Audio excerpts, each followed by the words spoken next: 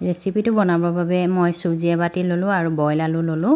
কেৰাহীখন পাতি দি তাতে তেল অলপ দি সৰিয়হ কেইটামান দি ল'লোঁ, জলকীয়া এটা দি দিলোঁ আৰু বুট দালি কেইটামান দি দিলোঁ। এইকেইটা মই বইল কৰি লৈছিলোঁ আৰু এতিয়া ইয়াতে মই বাদাম কেইটামান দিলোঁ আৰু বইল কৰি থোৱা আলুখিনি দি ল'ম। এটা আমি পুৰ বনাই ল'ম। হালধি দি দিলোঁ, আন্দাজমতে নিমখ দিলোঁ, গৰম মছলা এচামুচ দি ল'লোঁ আৰু পুনৰবাৰ লৰাই দিলোঁ আৰু এইখিনি সিজিলত মই ধনিয়া দি ল'লোঁ আৰু এইখিনি ঠাণ্ডা হ'বলৈ ঢাকি থ'লোঁ। আনফালে মই কেৰাহীখন পাতি দি পানী এবাতি দি ল'লোঁ আৰু তাতে অকণমান নিমখ দি ল'লোঁ। এতিয়া চুজিখিনি দি লৈছোঁ আৰু অকণমান লৰাই দিলত এয়া চুজি দৌৰ এটা হৈ গ'ল। এইখিনি ঠাণ্ডা কৰি ল'লোঁ।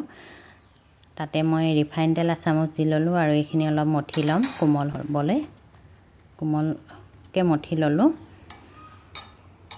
আৰু এয়া গোলকৈ মই এনেদৰে লাড়ু বনাই ল'লোঁ আৰু এনেদৰে মই ঘূৰাই পিনি এতিয়া এনেদৰে হেঁচি খোল এটা বনাই ল'ম। ইয়াতে আলু পুৰখিনি ভৰাই দিম। গোটেইখিনি মই এনেদৰে বনাই ল'লোঁ আৰু এয়া আলু পুৰটো ভৰাই দিম ইয়াতে আৰু এনেদৰে বনাই ল'লোঁ।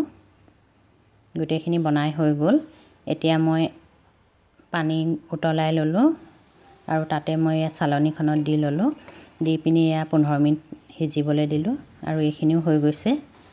আকৌ টেৱাখন পাতি তাতে মই সৰিয়হ কেইটামান, নৰসিংহ পাত দি ল'লোঁ আৰু ইয়াতে এয়া দি দিছোঁ আৰু ওপৰত মই এয়া বগা তেল অলপ ছটিয়াই দিছোঁ আৰু লুটিয়াই দিলোঁ। বেছি সময় সিজাব নালাগে, এইখিনি হৈয়ে গৈছে আৰু এয়া আমাৰ ৰেচিপি বনাই হৈ গৈছে।